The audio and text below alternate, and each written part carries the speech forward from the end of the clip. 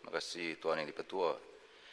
Jawatan Kuasa Kabinet mengenai Dasar Sekuriti Makanan Negara yang dipengerusikan oleh Yang Amat Berhormat Perdana Menteri ditubuhkan pada 25 Mac 2020 bagi merangka hala tuju sekuriti makanan negara yang lebih holistik dan mampan.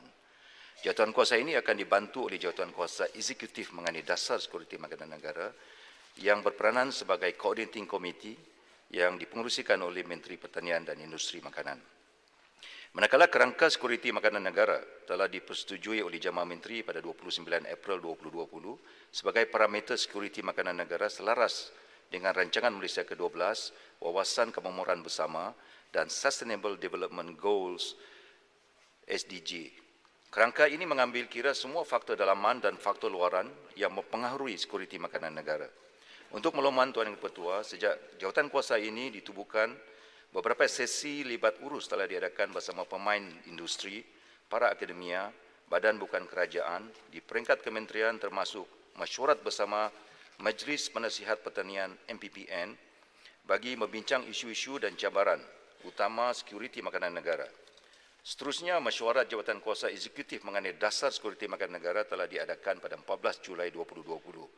Manakala mesyuarat Jawatan Kuasa Kabinet mengenai Dasar Sekuriti Makanan Negara yang dipengerusikan oleh Perdana Menteri akan diadakan pada 8 September 2020 ini. Kerangka sekuriti makanan negara merangkumi 4 komponen utama iaitu ketersediaan, availability, accessibility, kepenggunaan, utilization, serta kestabilan dan kemampanan, stability and sustainability. Kerangka baru ini adalah selaras dengan konsep terkini yang diterbitkan oleh Food Agriculture Organizations of the United Nations FAO. Komponen-komponen ini akan disokong oleh strategi-strategi utama, strategi-strategi sokongan, strategi-strategi pemboli ubah daya yang memberi tumpuan kepada faktor politik, sosial, ekonomi, alam sekitar dan teknologi, merangkumi semua guna tenaga, kelastrian dan kemampanan sumber.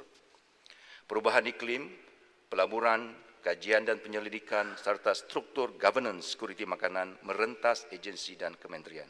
Selain itu, sebanyak 4 kluster berlandaskan komponen kerangka ini dicadang untuk ditubuhkan dengan mengoptimumkan platform sedia ada sebagai medium perantara di bawah agensi dan kementerian seperti berikut. Kluster ketersediaan diurussetiakan oleh Sekretariat Majlis Penasihat Pertanian Negara MPPN, Kementerian Pertanian dan Industri Makanan. Kedua, kluster kemampuan diurussetiakan oleh Sekretariat Majlis Tindakan Sara Hidup Negara NSCCOL di bawah Kementerian Perdagangan Dalam Negeri dan Hal Ehwal Pengguna.